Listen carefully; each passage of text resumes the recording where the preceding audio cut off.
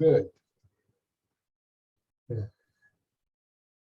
Nós devemos dar graças ao nosso divino instrutor por seus ensinamentos ocultos que foram revelados aos seus discípulos avançados e revelados, como sempre, numa linguagem velada que era entendida por seus discípulos avançados, porque eles tinham recebido as chaves para o entendimento do oculto.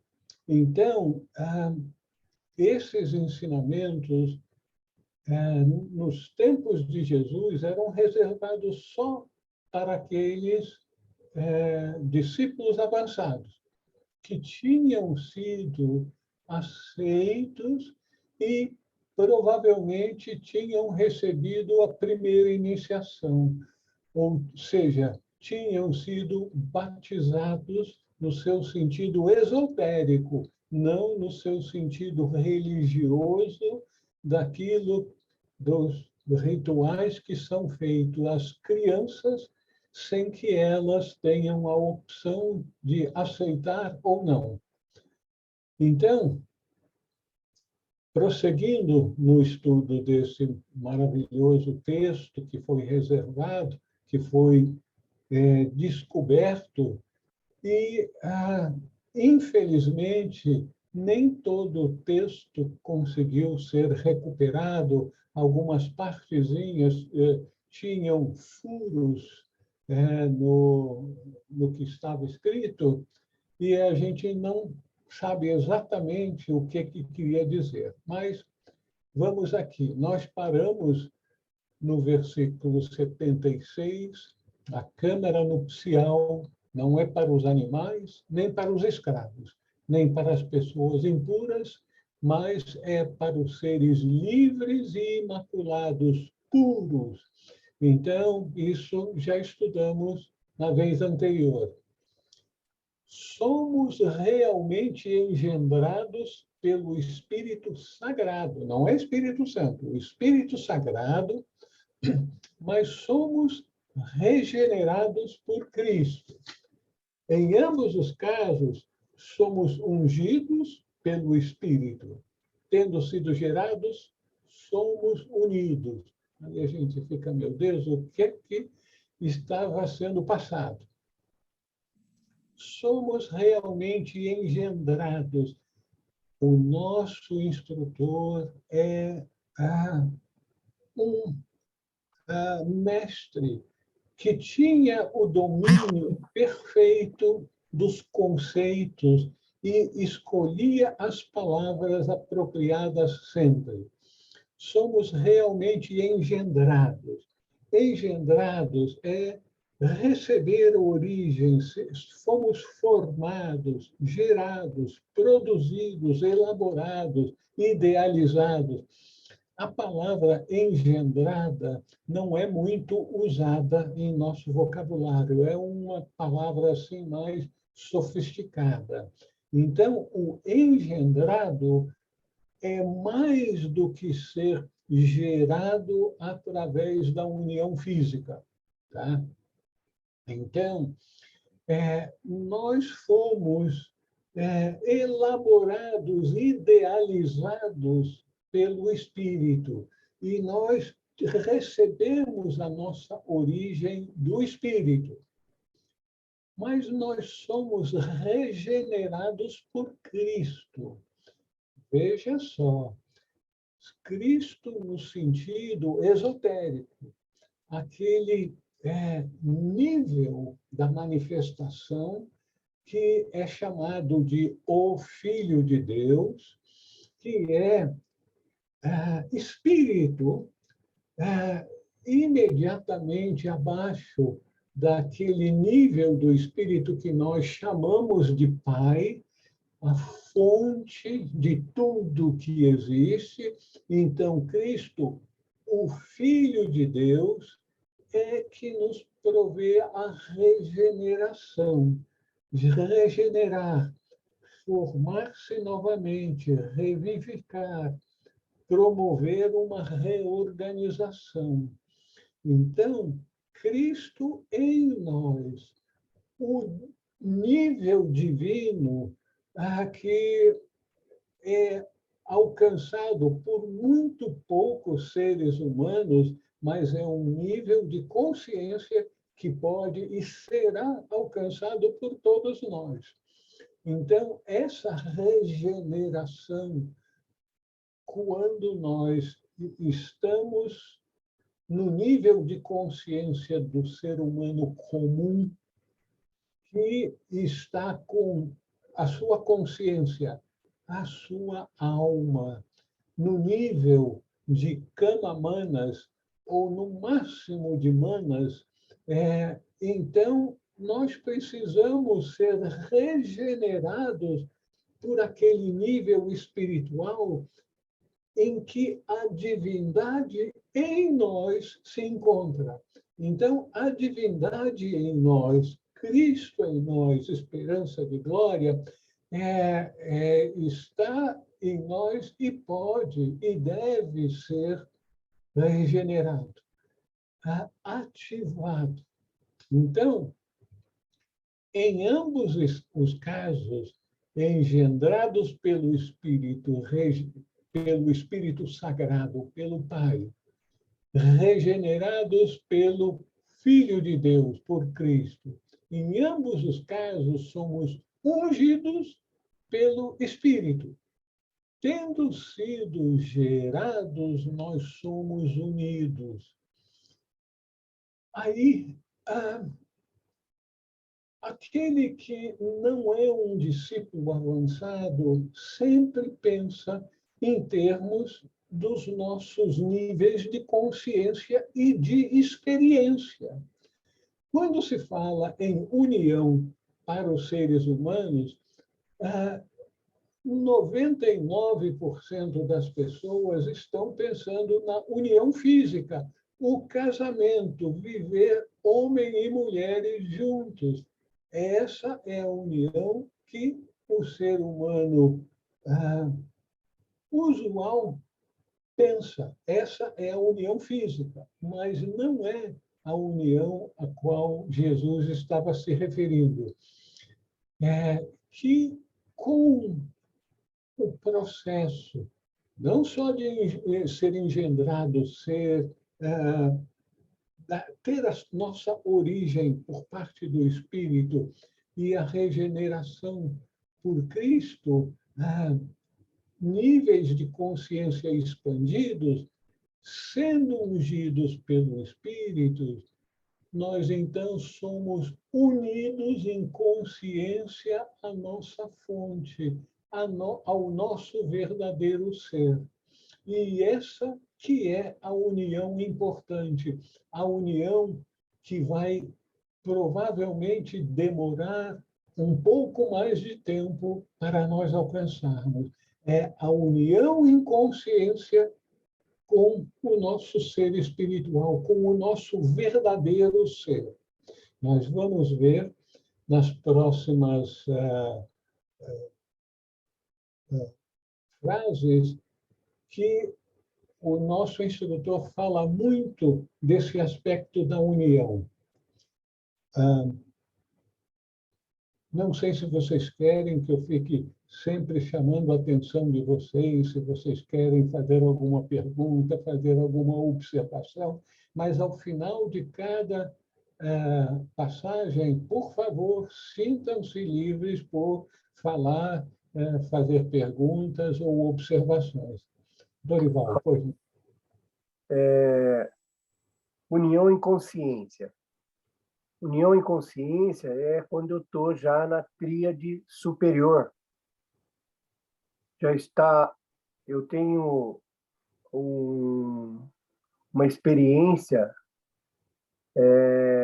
com o divino ser em mim. Aí eu consigo ter essa união em consciência, porque é isso mesmo, eu estaria no estado do... seria o o plano abstrato ou o Espírito Santo em contato com a divindade Atma e Buddhi.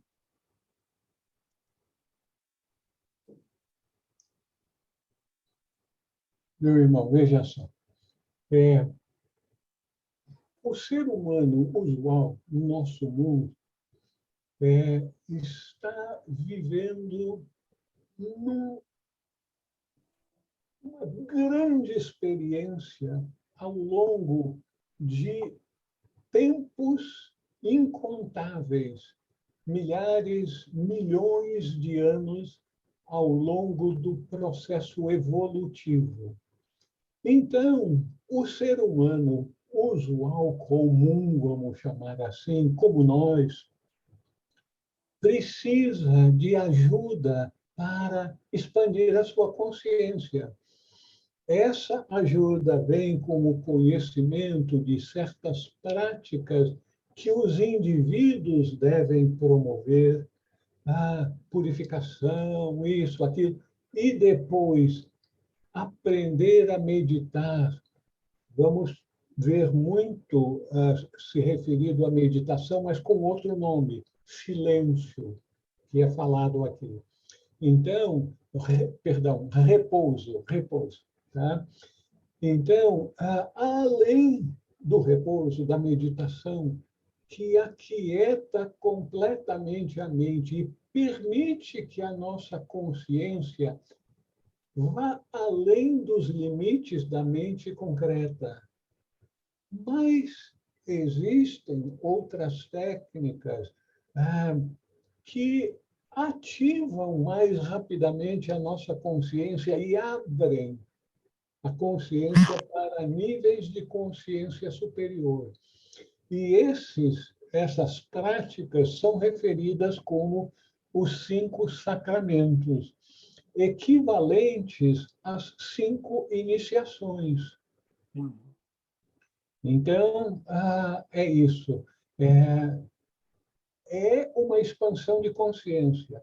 Só que essa expansão de consciência é lenta em virtude de toda a carga que nós temos de milhões de anos de limitação de nossa consciência para os níveis do desejo e dos pensamentos, das percepções dos sentidos. Nós vivemos com o nosso foco no mundo material.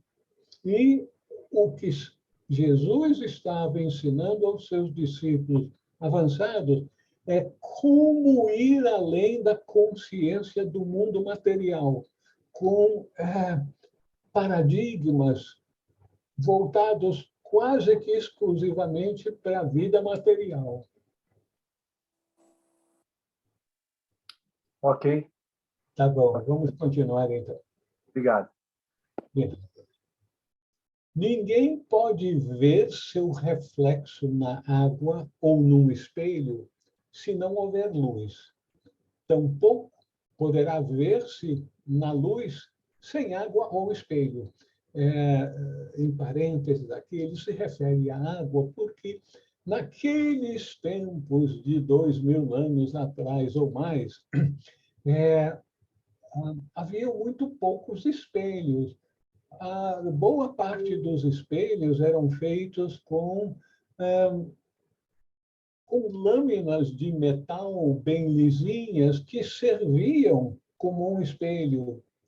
Então, é por isso que ele fala tanto da água, a água parada, que permitia que a gente visse o nosso reflexo na água. Então, ninguém pode ver seu reflexo na água ou num espelho se não houver luz. Se estiver escuro, você pode ter um espelho de cristal na sua frente, você não vai ver nada. Então, precisa do espelho e da luz. Tampouco poderá ver-se na luz sem água ou espelho. Então, precisamos dos dois, do espelho e da luz. Por essa razão, é apropriado batizar nos dois, na luz e na água. Pois bem, a luz é a crisma. A luz é o equivalente da segunda iniciação, não é da primeira.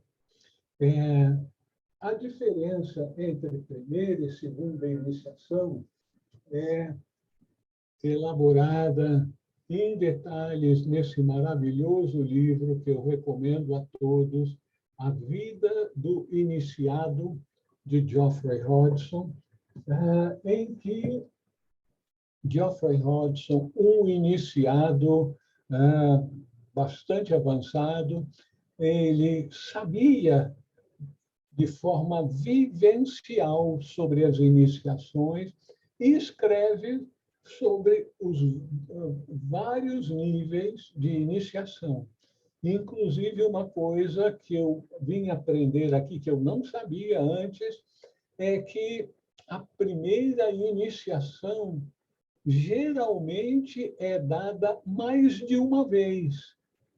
A gente imagina, recebeu a primeira iniciação, vai começar a correr para receber a segunda.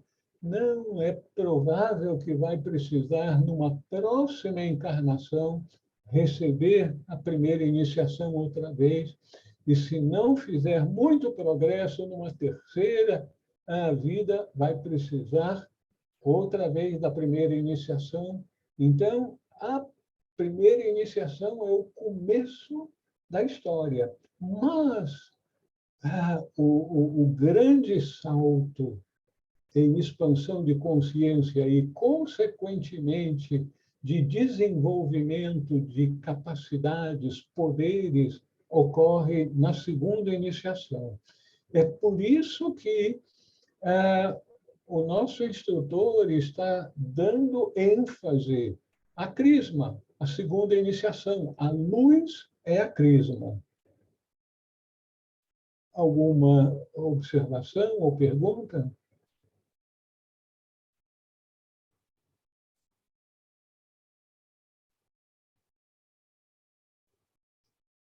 Então, continuamos. Esse Lolion aqui, nós provavelmente não vamos poder examiná-lo de alguma forma mais completa, porque o texto tem partes que não foram bem conservadas. Mas vamos começar. Havia 3 lugares para o sacrifício em Jerusalém. Sacrifício no sentido espiritual do sacro ofício. Não é de autoflagelar o seu corpo, ajoelhar-se em grãozinhos de arroz ou de milho. Nada a ver com flagelação do corpo. Não. Era o sacro ofício. O importante não é o corpo, o importante é a nossa consciência, a consciência das nossas emoções, desejos e da mente. Então, é a esse nível que se fazia o sacro ofício, o direcionamento da mente e dos sentimentos. Havia 3 lugares para o sacro ofício em Jerusalém. O que estava voltado para o poente era chamado de o sagrado. Outro, voltado para o sul, era chamado de o santo do santo. O terceiro, voltado para o nascente, era chamado o santo dos santos, o lugar onde só o sumo sacerdote podia entrar. Bom, vamos parar um pouquinho aqui. O terceiro, voltado para o nascente, era chamado Santo dos Santos. Por que dos 3 lugares onde se faziam sacrifícios em Jerusalém, aparentemente o mais importante é aquele voltado para o leste, para o nascente? Por quê? Porque simboliza o nascer da luz. O sol se eleva, nasce a leste, no nascente. Então, esse termo, e, consequentemente, o lado geográfico, né, nascente da luz, é o mais importante de todos. É o Santo dos Santos, o lugar onde só o sumo sacerdote podia entrar. O iniciador era o hierofante que oficiava as atividades de iniciação. Alguma pergunta com relação a essa primeira parte? O batismo conduz à ressurreição e à redenção. Mas a redenção ocorre na câmara nupcial. Mas a câmara nupcial ocorre naquele lugar que é superior ao... E tu não encontrarás lá, são aqueles que oram. Né? Então, nós ficamos limitados pelas perdas do texto aqui. Nós vamos ver essa questão que o batismo conduz à ressurreição e à redenção, mas a redenção ocorre na câmara nupcial. O batismo é o início da jornada iniciática. É aquele processo em que nós conseguimos fazer a verdadeira entrega e aquilo que é referido como o despertar ocorre. É o despertar da nossa consciência para níveis de consciência mais elevados que transcendem a capacidade da mente concreta do ser humano comum alcançar. Então, aí ocorre a ressurreição. É o momento em que há uma possibilidade do indivíduo expandir a sua consciência e conhecer algo do espiritual, em vez de permanecermos exclusivamente com a nossa consciência voltada para o material. Nós nos referimos geralmente ao material, aquilo que está abaixo. A vida corriqueira que 98, 99% da população do planeta vive. Mas a redenção realmente ocorre na câmara nupcial, que nós vamos examinar em Lodians a seguir. Alguma observação?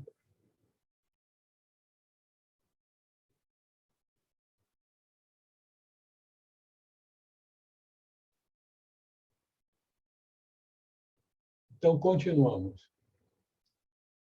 Os poderes não podem ver nem deter aqueles que estão vestidos com a luz perfeita. A pessoa pode vestir-se com essa luz no sacramento da união. O sacramento da união é o sacramento da câmara nupcial. E nós vamos ver mais nos próximos Lodia.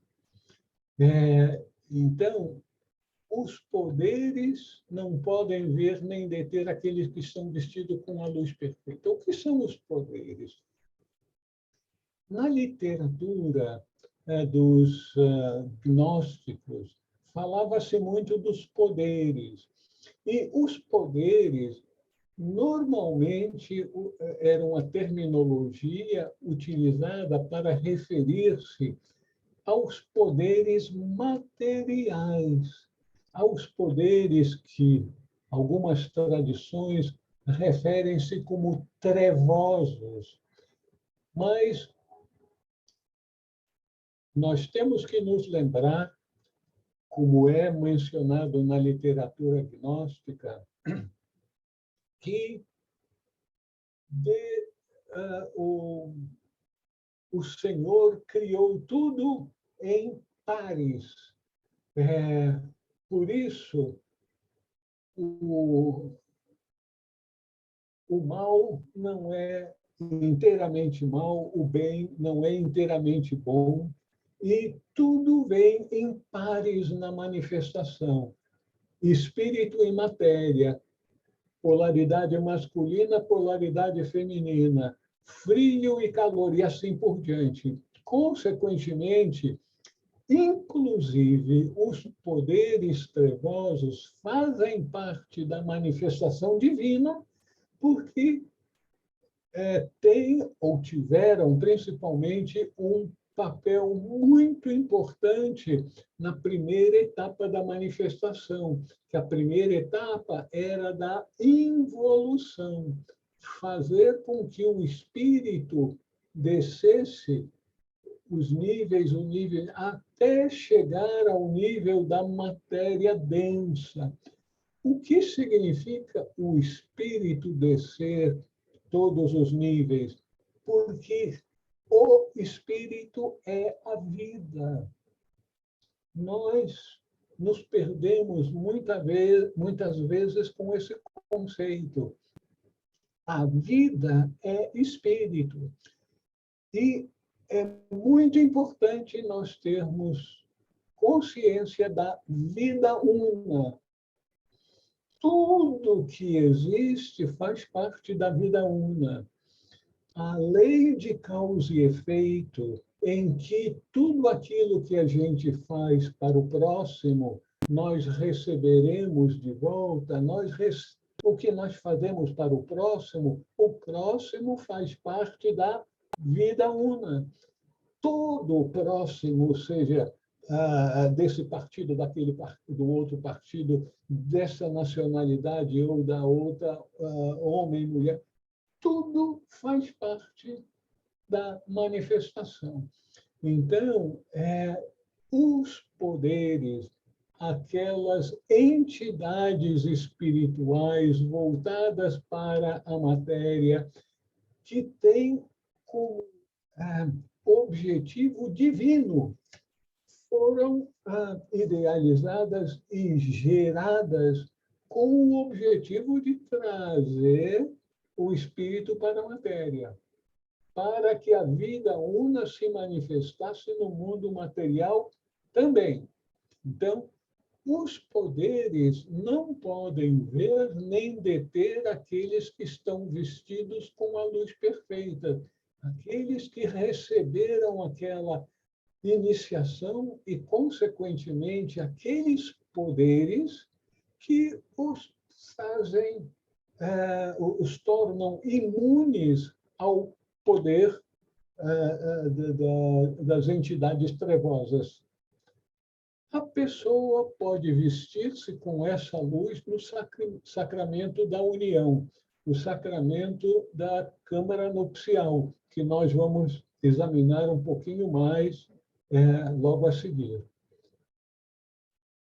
Alguma observação, pergunta?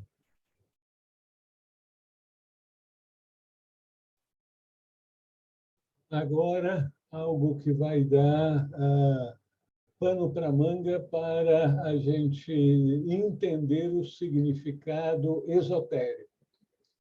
Se a mulher não tivesse se separado do homem, ela não morreria mais tarde com o homem. Sua separação foi a origem da morte. Por isso, o Cristo veio para reparar a separação que houve no princípio e unir os dois outra vez, e para dar vida àqueles que morreram devido à separação, unindo-os de novo. Mas a mulher une-se a seu marido na câmara nupcial. Eu não sei se essa tradução aqui escolheu a melhor palavra. Eu traduzi esse texto do inglês para o português, mas os textos que foram traduzidos do copto para línguas ocidentais foram traduzidos com bastante dificuldade, porque o copto é uma língua morta. Então, a quem é que a gente vai perguntar para saber algo sobre uma língua morta, se todos aqueles que falavam copto já estão mortos também? Então, esses textos antigos, principalmente aqueles que não foram conservados principalmente em grego, que são mais fidedignos do que aqueles que foram conservados em latim, mas que são línguas que, apesar das duas serem mortas, são bem conhecidas no nosso mundo. Então, mas a mulher une-se a seu marido na câmara nupcial. Na verdade, aqueles que foram unidos na câmara nupcial não mais serão separados. Portanto, Eva separou-se de Adão porque não foi na câmara nupcial que ela se uniu a ele. Isso aqui a gente vai precisar ser inspirado para entender melhor. Se a mulher não tivesse se separado do homem, ela não morreria mais tarde com o homem. O que é apresentado como sendo a mulher aqui? Será que é a mulher como nós temos no nosso mundo, como sendo um ser humano com a polaridade feminina capaz de ter filhos? Não, não era aí essa mulher que estava sendo referida no texto. A mulher é a polaridade feminina, é o fruto da mãe natureza.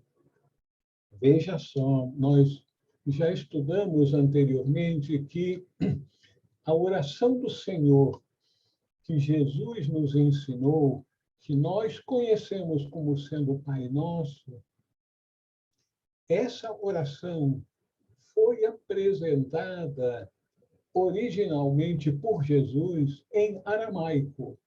E o texto em aramaico foi conservado e foi traduzido.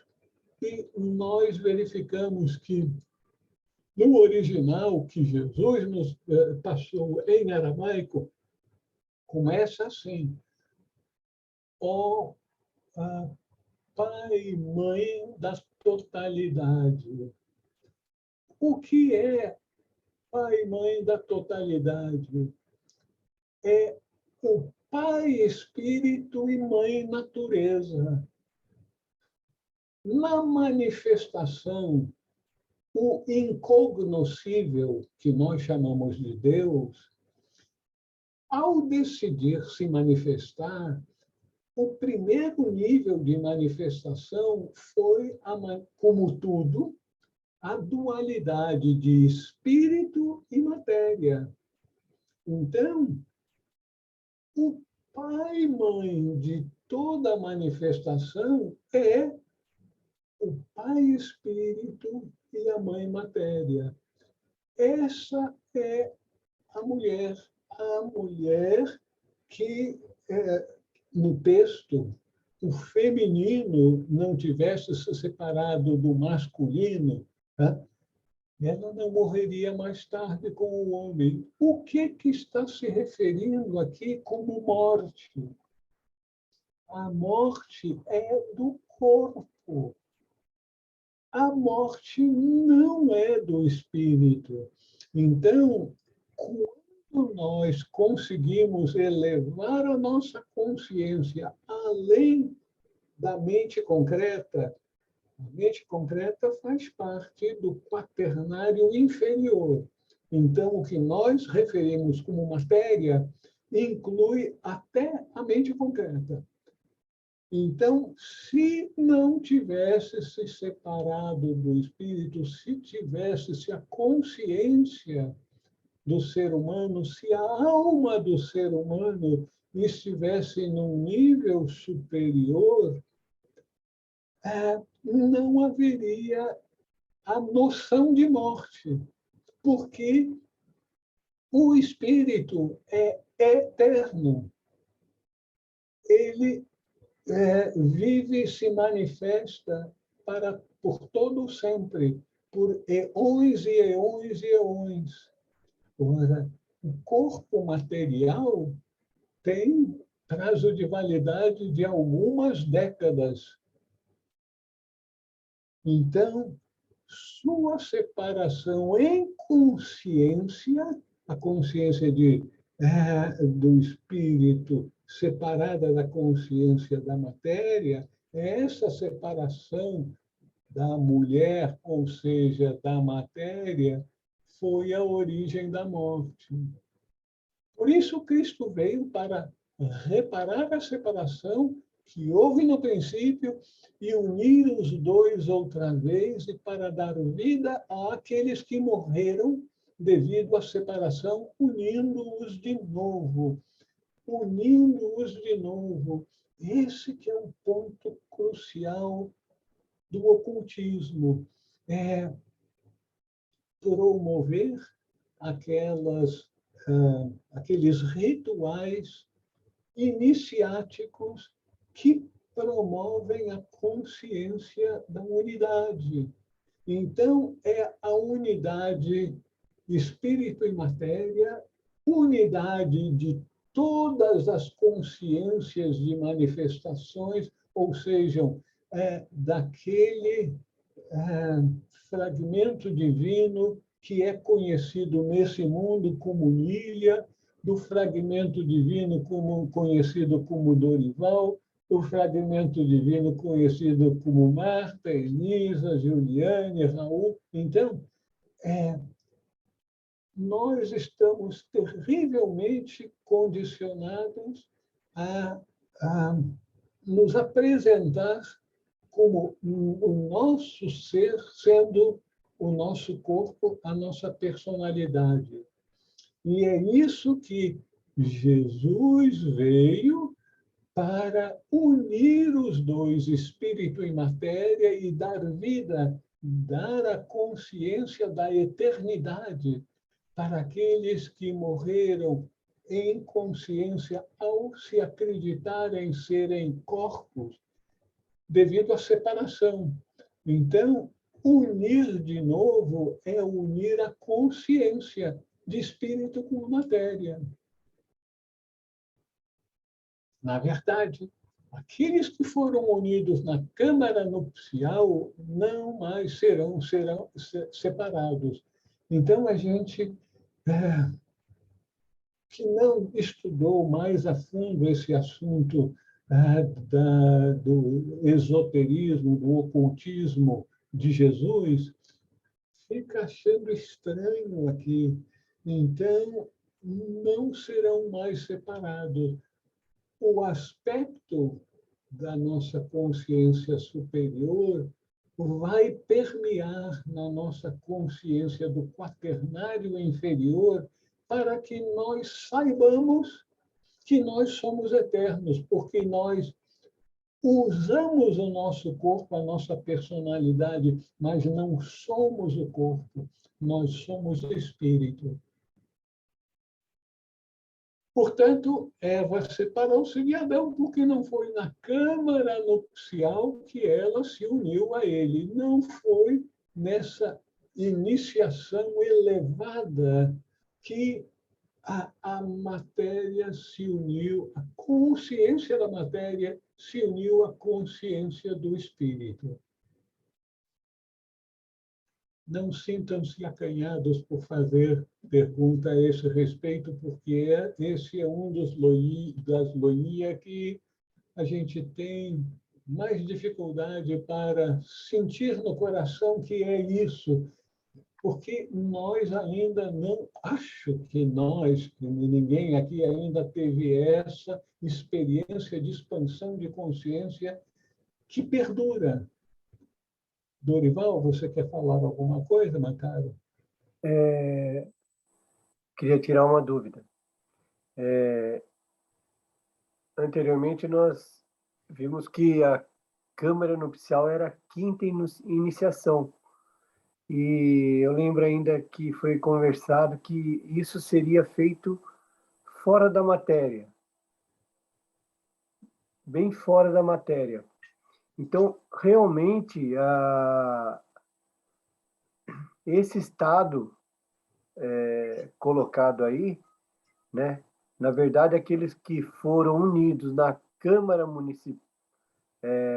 Nupcial não mais serão separados. Quer dizer, o que eu entendo é que estaríamos vivendo já essa plena consciência fora da matéria. Não teria como mais sofrer a influências desse plano material. Muito bem, muito bem, muito bem.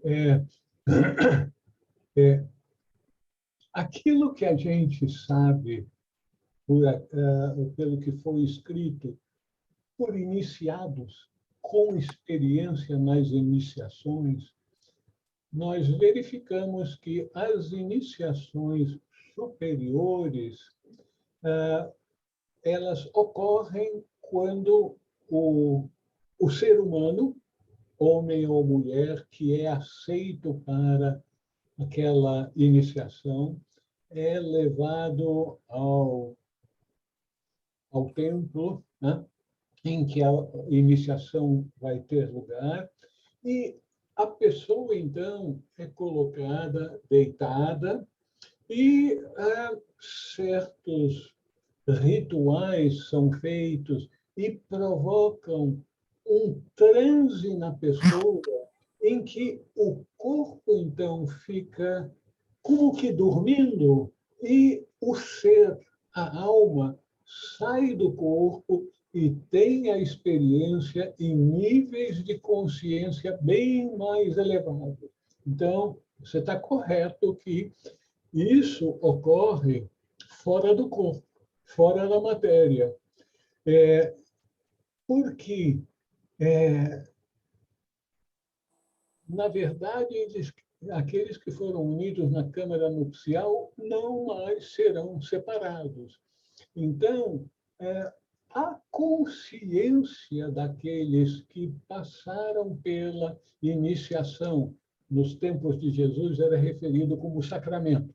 O sacramento da câmara nupcial dava uma expansão de consciência tal para o ser humano que ele, como um mestre de sabedoria, podia estar caminhando no mundo com o seu corpo físico, mas a sua consciência iria muito mais, muito além da consciência das percepções dos sentidos do mundo material, e ele teria consciência de que ele não era o corpo, que ele usava o corpo. Então, sendo espírito, espírito não morre. O corpo físico, sim, morre. Até mesmo o corpo energético, o corpo dos desejos, ou astral, e o corpo mental concreto. Esses, sim, terão fim, mas não o verdadeiro ser que está acima do quaternário superior. A consciência permanecerá naqueles níveis tão elevados que ele saberá, vivenciará que ele não morre, não vai morrer, porque o corpo físico vai ficar para trás, mas ele não é o corpo físico, ele tinha um corpo físico que deixou para trás e, quando for necessário, ele receberá um novo corpo físico. Muito bom. É isso mesmo. Obrigado, Raul. Ok. Mais alguma observação? Então, continuamos. A alma de Adão chegou à existência por meio de um sopro. O companheiro de sua alma é o espírito. Sua mãe é a coisa que lhe foi dada. Sua alma lhe foi tomada e substituída por um espírito. Aqui também nós temos o texto foi muito corrompido pelo tempo, não é? Quando ele estava unido ao Espírito, talvez pronunciou palavras incompreensíveis aos poderes. Os poderes o invejaram, queriam parceiro espiritual, escondido, oportunidade. Bom, então, não dá para a gente ter uma ideia do texto todo. O importante é que aqui nos é apresentado o fato de que a alma de Adão, então, a alma é a consciência, no nível baixo, como da mente e dos desejos, das emoções, que é aonde a alma de 90 e tantos por cento da população do mundo está nesse nível de Kamamanas, no nível mais grosseiro. Então, chegou à existência por meio de um sopro. O companheiro de sua alma é o espírito. O companheiro, o verdadeiro companheiro que torna a alma imortal, eterna, é espírito. Então, o companheiro é quando a alma, quando a unidade de consciência sobe além da mente concreta, recebe, então, como companheiro, o espírito. Sua mãe é a coisa que lhe foi dada. A mãe, no sentido de a mãe natureza, que lhe permite receber corpos para as experiências a serem feitas no nosso mundo material. Aí a gente começa a ter aquela dorzinha de cabeça, mas para que eu preciso ter corpos para experiências no mundo material?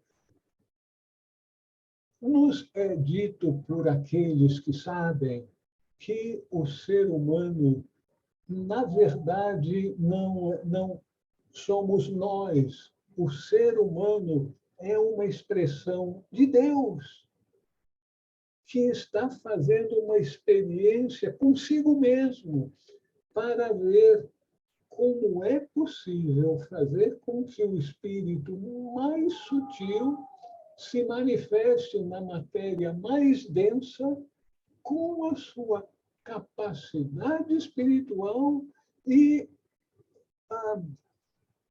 a potencialidade de atuar no mundo da manifestação material. Em outras palavras, manifestar o espírito na matéria.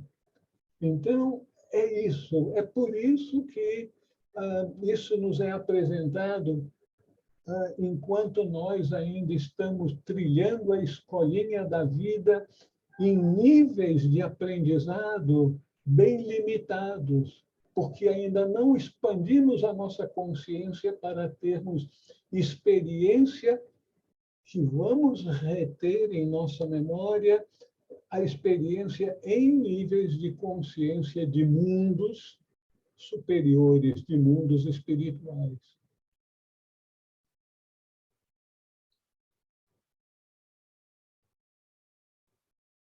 Não sei se vocês vão querer fazer alguma pergunta aqui nesse texto que a gente não pode examinar com mais detalhes. Vamos continuar, então?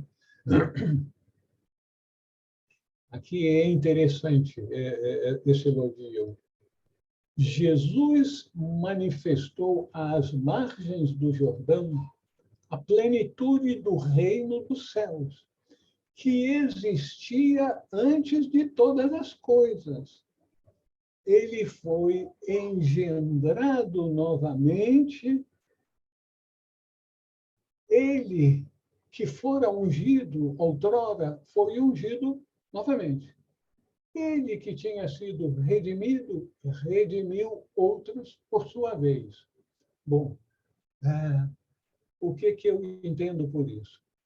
Jesus, naquela passagem bíblica que é dito que ele encontrou João o Batista às margens do Jordão e que foi, então, batizado por João Batista, João Batista era, na verdade, um discípulo seu, estava num nível evolutivo abaixo de Jesus, mas Jesus aceitou ser batizado por aquele. Parece que João Batista era parente seu, um primo seu. Então, manifestou às margens do Jordão a plenitude do reino dos céus que existia antes de todas as coisas. Então, ele manifestou. Será que, em virtude do batismo que recebeu de João Batista, ou, como é dito aqui, ele foi engendrado novamente, ele foi elaborado, idealizado, formado outra vez, como já tinha sido regenerado em tempos anteriores, quando recebeu aquela iniciação e outras superiores. Ele que fora ungido outrora, ele que tinha recebido iniciações anteriormente, recebeu, foi ungido de novo. Ele aceitou aquele procedimento para o grande público, em que ele vem demonstrar que segue a lei, que segue os preceitos, e que ele está ali para demonstrar uma expansão de consciência maior do que outros viriam a receber. Ele que tinha sido redimido, vamos dizer, purificado em seu interior, redimiu outros,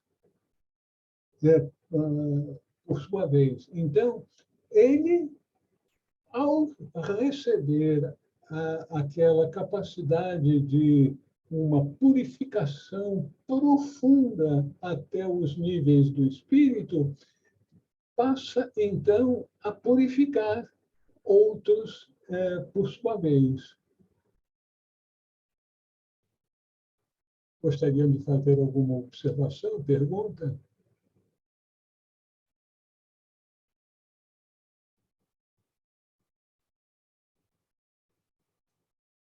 Continuamos, então? Esse agora é interessante. Se um mistério pode ser dito, então já está chamando a atenção de que aqui é uma questão do mistério. Se o mistério pode ser dito, o pai de tudo que existe, a fonte de tudo que existe, provavelmente referindo-se ao inominável Deus, a fonte de tudo que existe, uniu-se com a Virgem que havia descido. E um fogo brilhou para ele naquele dia. Ele revelou o poder da câmara nupcial. Portanto, seu corpo passou a existir naquele dia. Surgiu na câmara nupcial como alguém que veio à existência por meio do noivo e da noiva. Foi assim que Jesus estabeleceu a totalidade para si em seu coração. E por meio destes, do noivo e da noiva, é conveniente que cada um dos discípulos entre em seu repouso. Bom, aqui nós vamos poder explorar isso melhor. A Virgem que havia descido. As palavras aqui facilitam o nosso entendimento. A matéria virgem.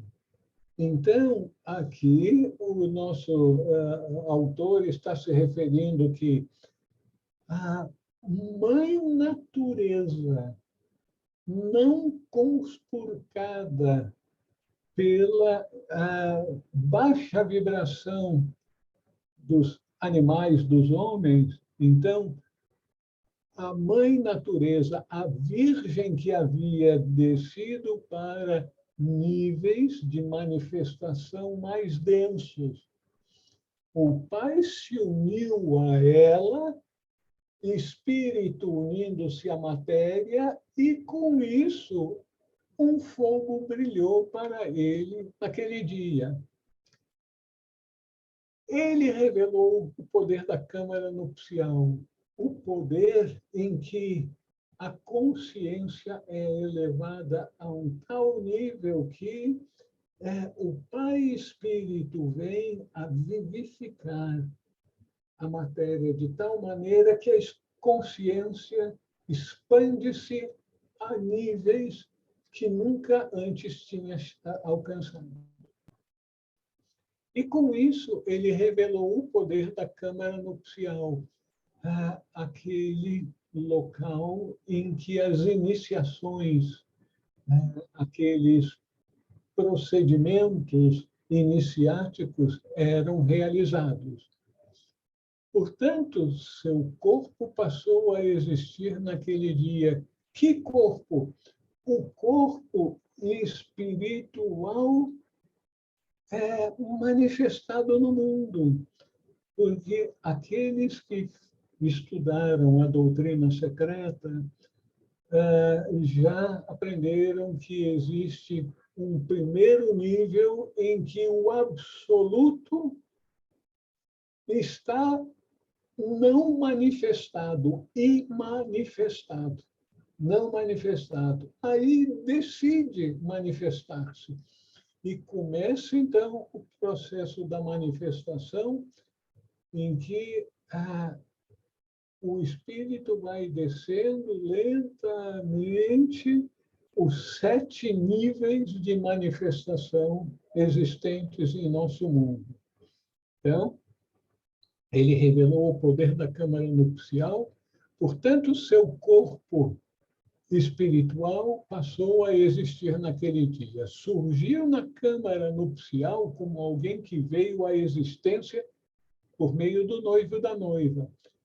Câmara nupcial ocorre a união de espírito e matéria e que permite a vivência num nível de consciência que transcende a matéria, que transcende o quaternário inferior.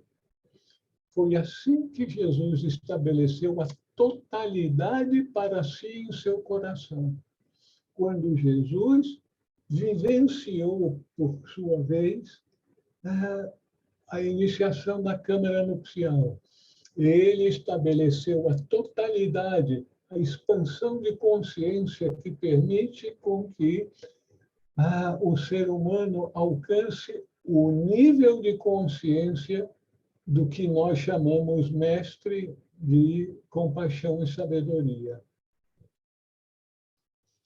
E por meio destes, do noivo e da noiva, das duas polaridades que se encontram, se unem no sacramento da câmara nupcial, é conveniente que cada um dos discípulos entre em seu repouso. O que é entrar em seu repouso? Entrar em meditação profunda, um total repouso do quaternário inferior, mas é principalmente da mente. A nossa mente que mente e que está sempre como um macaco pulando de galho em galho, de pensamento em pensamento, de observação em observação. Então, o repouso é o repouso da mente. É conveniente que cada um dos discípulos aprenda a entrar em meditação profunda, em que a mente será totalmente aquietada. E com isso vai abrir espaço para a manifestação de estados de consciência acima da mente concreta. Vocês gostariam de fazer alguma observação?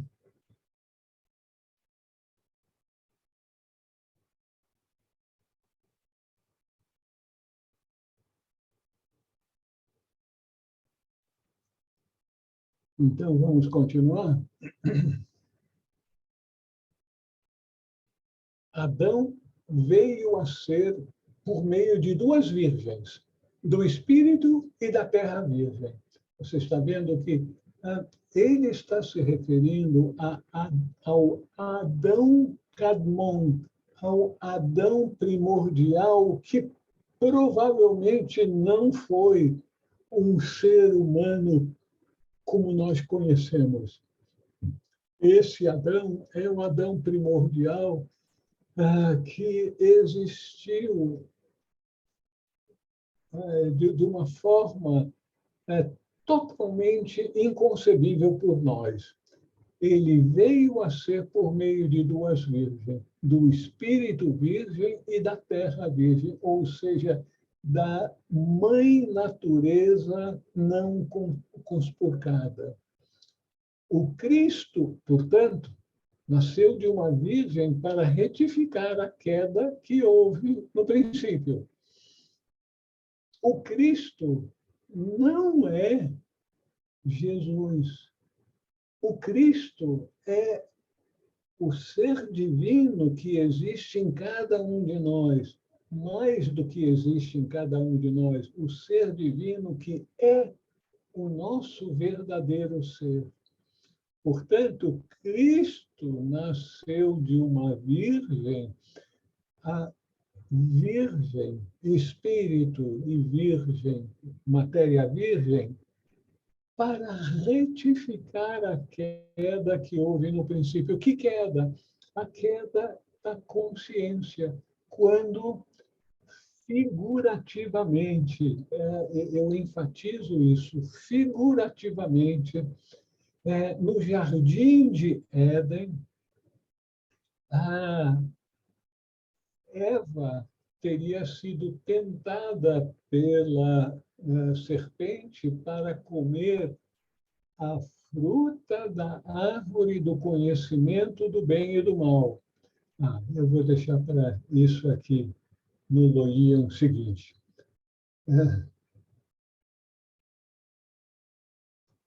Não vamos ainda comer a fruta proibida, não. Vamos deixar para daqui a alguns minutos. Alguma pergunta a respeito desse elogio? Ok. Então, existem duas árvores no paraíso. Uma sustenta animais e a outra sustenta os seres humanos. Adão comeu da árvore que nutria animais. Ele tornou-se um animal e produziu animais. Por causa disso, os animais passaram a ser venerados. Tá meio complicadinho, não é?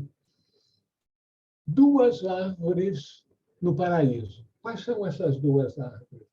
A árvore do fruto do conhecimento do bem e do mal e a árvore da vida. Então, o ser humano comeu da árvore do conhecimento, o fruto da árvore do conhecimento do bem e do mal. Esse fruto do conhecimento do bem e do mal, veja só, o que nos permite conhecer se isso é bom, se isso é mal, se isso é desejável, é não desejável, é a nossa mente. Então, os redatores da Bíblia usaram de uma terminologia que fosse compreensível para nós. Comer, o que significa? Botar o alimento na boca, mastigar, ingeri-lo e torná-lo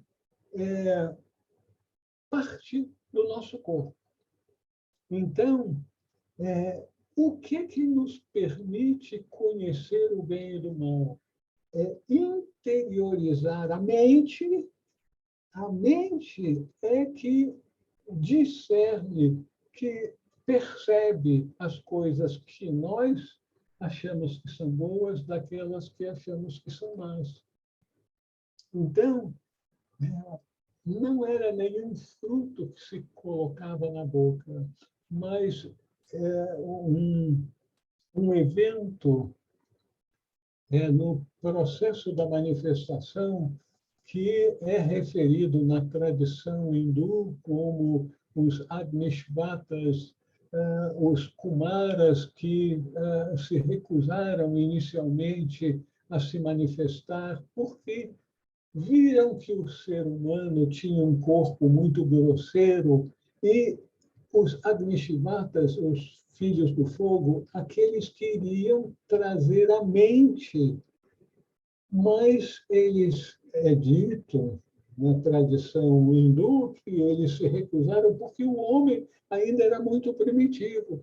A mente, ou aquelas entidades que nos proporcionam a capacidade mental, resistiram-se a formar o ser humano com uma mente. Então, comer o fruto do conhecimento do bem e do mal, conhecer o bem e o mal, quem faz é a mente. Então, o ser humano no Jardim de Éden, há bilhões e bilhões de anos atrás,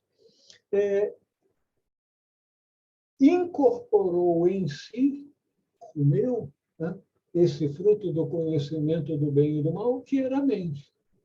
Então, uma sustenta animais e a outra sustenta os seres humanos.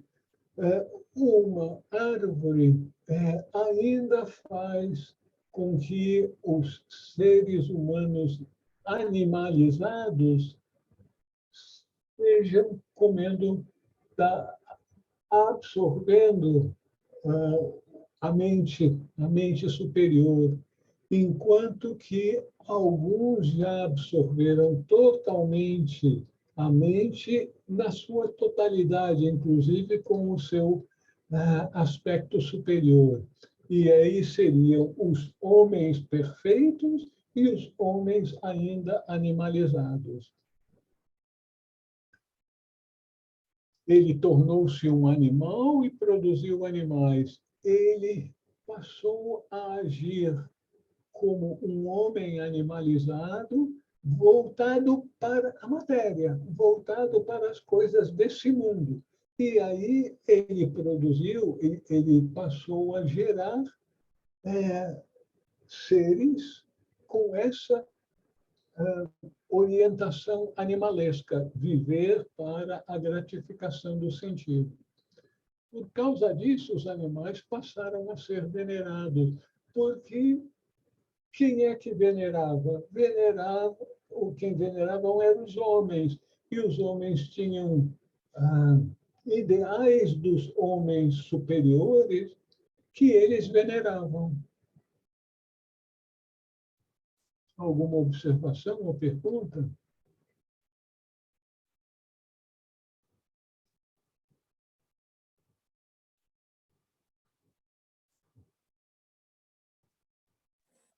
Algo complicado aí. Desculpe, Dorival. Bastante complicado, não? Ah, essa árvore, bastante complicado. Não é para menos. Isso aí são segredos iniciáticos, algo que é dado de uma forma que parece muito complicada para o ser humano comum, mas o ser humano iniciado vai ver que a linguagem foi dada para as criancinhas ainda nos primeiros níveis da escola da vida, e vão rir dessa linguagem, porque eles vão entender o que está por trás disso. Raul, assim, mais grosseiro, os homens com orientações animalescas é todos aqueles que estiverem no quaternário. É isso? Veja só.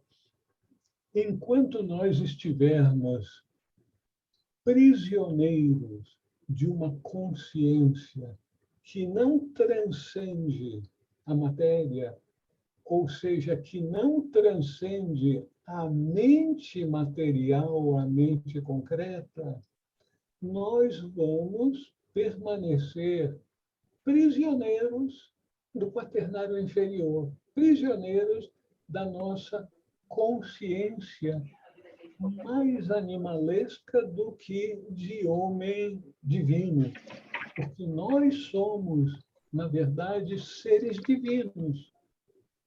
E homem vem daquele sufixo hindu, mas que tem a ver com mente. Então, o homem é tornado homem quando o animal homem recebe a mente. No jardim de Éden, que supostamente, alegoricamente, ele comeu, ingeriu o fruto do conhecimento do bem e do mal, a mente. Então, é a mente que dita tudo. A mente é que mente para o quaternário, para a consciência do quaternário inferior, e que vai ser transcendida e tornada um grande aliado para o iniciado, porque ele vai poder dar ordens para a mente concreta para que o quaternário inferior colabore no processo evolutivo. Nós ficamos totalmente perdidos. Colaborar no processo evolutivo é o processo de expansão de consciência, o processo de quebra de paradigmas que nos prendem ao mundo material. Isso tudo parece grego ou chinês para nós, que é esse tipo de linguagem, porque nós vivemos como os peixes vivem na água. Se falarem de água para os peixes e eles souberem entender o que nós estamos falando, ele vai dizer, água? E eu queria conhecer essa tal de água, mas vocês vivem nela. É uma coisa tão comum para os peixes que eles não distinguem água, porque eles vivem na água. É algo que ocorre conosco. Nós somos tão prisioneiros dos nossos conceitos materiais que os conceitos, e principalmente a vivência espiritual, parece uma coisa do outro mundo. E é uma coisa do outro mundo até que a gente comece a receber essas iniciações. Muito obrigado, Raul. Muito bom. Continuamos, então. Deus criou os homens e os homens criaram deuses. É desta maneira que são as coisas do mundo. Os homens criam deuses e adoram a sua criação. Seria apropriado que os deuses adorassem os homens. Você está vendo que a linguagem é deuses, não é Deus. Deuses são aquelas entidades que nós resolvemos deificar em nossa mente, em nossa cultura. Então, nós achamos que certas coisas no mundo são tão desejosas, tão formidáveis, que nós endeusamos. Nós chegamos até mesmo a endeusar alguns cantores, alguns artistas.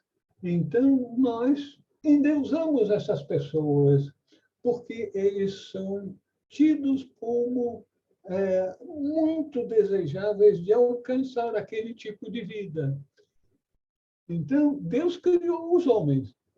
E aí os homens criaram deuses.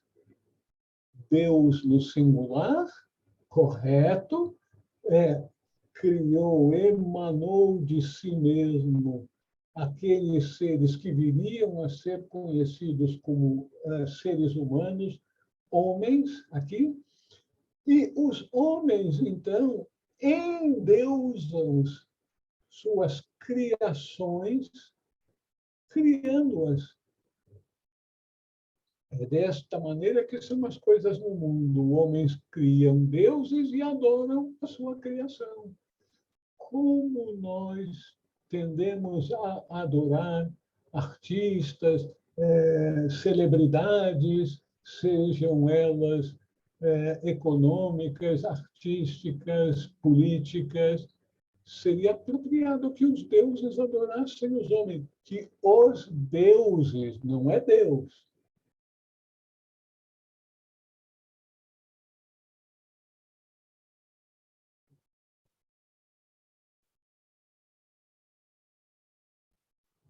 Continuamos? Vamos encerrar, então, com esse elogio. Certamente a realização do homem depende de seu poder. Isso aí é bem claro para nós. Por isso, referimos-nos às suas realizações como suas habilidades. Entre suas realizações encontram-se seus filhos. Eles têm sua origem num momento de repouso.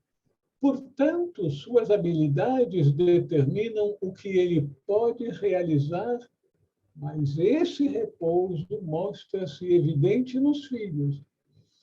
Isso se aplica diretamente à imagem. Aqui está o homem feito de acordo com a imagem, realizando coisas com esforço, mas produzindo seus filhos em repouso. O que é a imagem? A imagem é o nosso corpo físico. Então, a imagem é aquilo que nós podemos perceber com os nossos sentidos.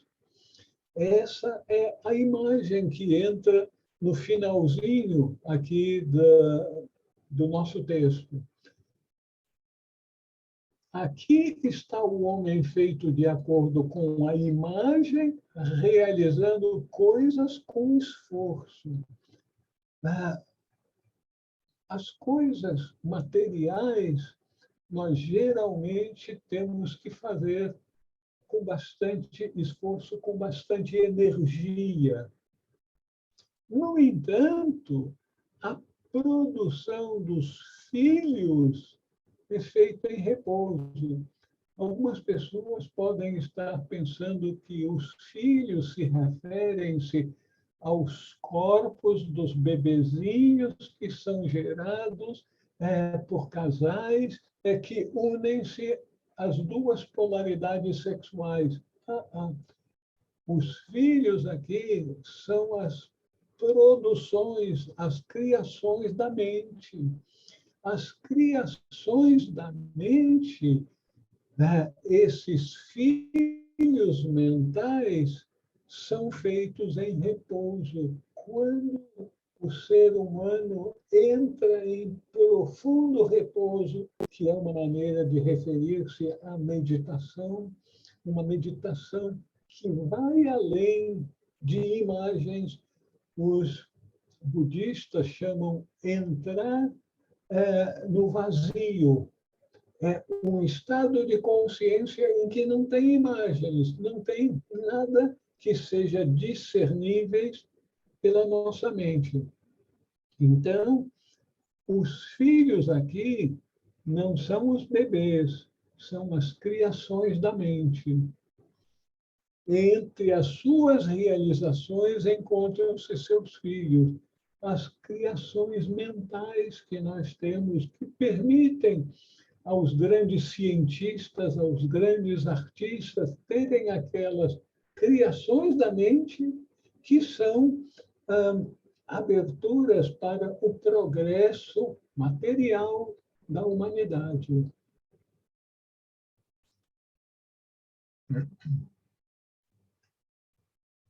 Alguma pergunta aqui?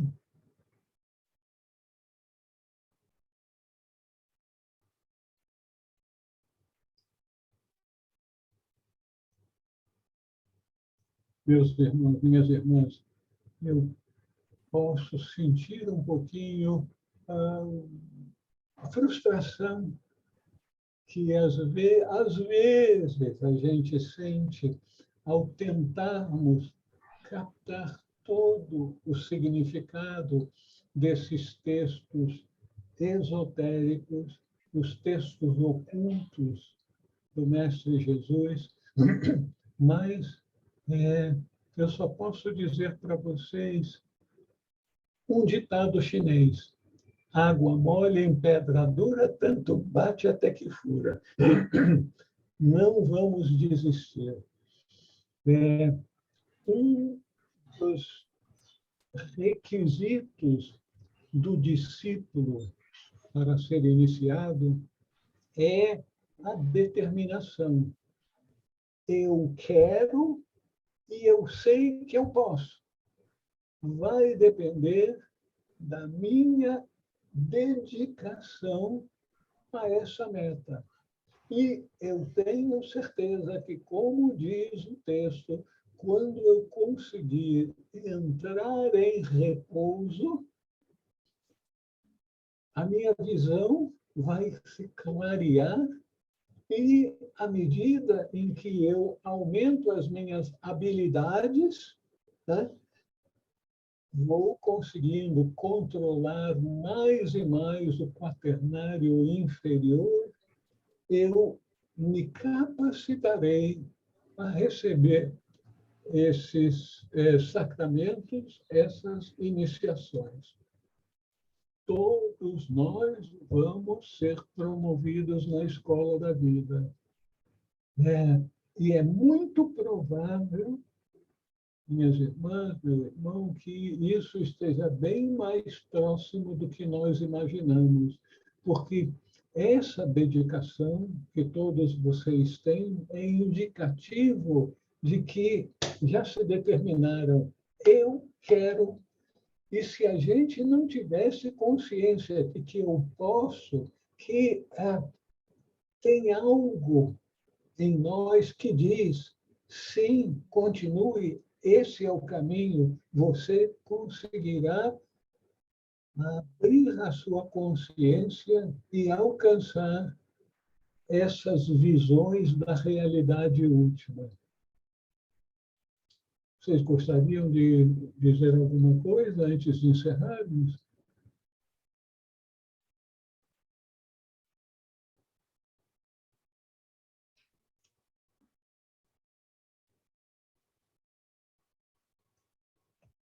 Oh,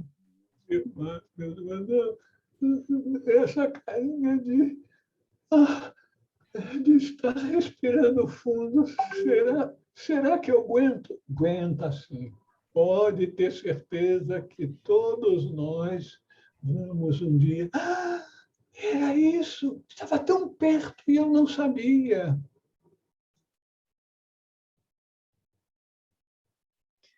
Professor Raul, Sim. eu quero saber por que eu não entrei no grupo. Já é a terceira vez, a terceira sexta-feira que eu peço ajuda. Obrigada a vocês todos. Muito bom, querida, que você tivesse mencionado para que a gente tivesse uma solução, porque esse tipo de comunicação falha não pode continuar. Não, não pode, não pode. Acho que o WhatsApp está ganhando para os e-mails, viu? Eu acho que eu fiz alguma coisa errada, porque eu já mandei uns 2 ou 3 para você. Tá bom. Tá bom? Boa noite, boa noite. Tchau, boa noite. Namastê, gratidão. Namastê, vocês.